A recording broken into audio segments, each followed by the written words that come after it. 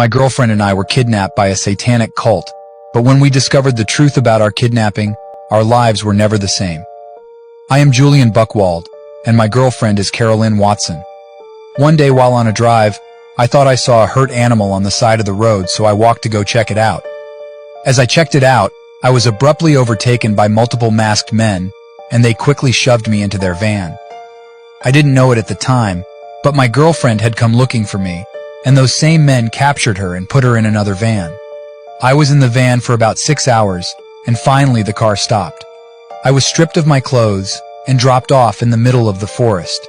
My kidnappers drove away, and I was all alone. I began to scramble and search the area for any way out, but I didn't find any. Until hours after I began searching, I came across someone I wasn't expecting to see, my girlfriend. She was stripped of her clothes as well and started screaming and crying when she saw me. She told me how she had been kidnapped, and that's when I realized we were both kidnapped by the same group. The kidnappers left some food, so we ate that while we tried to find a way out. We cuddled together every night due to it being so cold out. We needed each other's warmth to keep us safe. After days of being stranded, we were sure death was near as we were running out of food, had no way out, and were afraid our kidnappers could come back at any moment.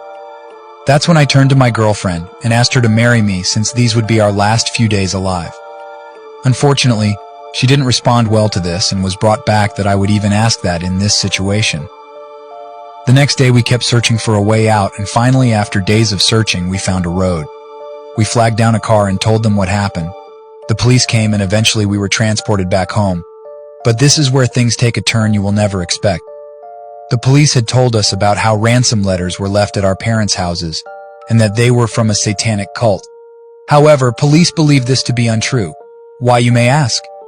Well, that's because the kidnapper was me. You see, when I went to look for the animal, I quickly threw on a mask and some black clothes. I had planted a van there earlier in the day so I could use it for getaway. As my girlfriend approached the van, I attacked her, tied her up, and drove 6 hours to the forest.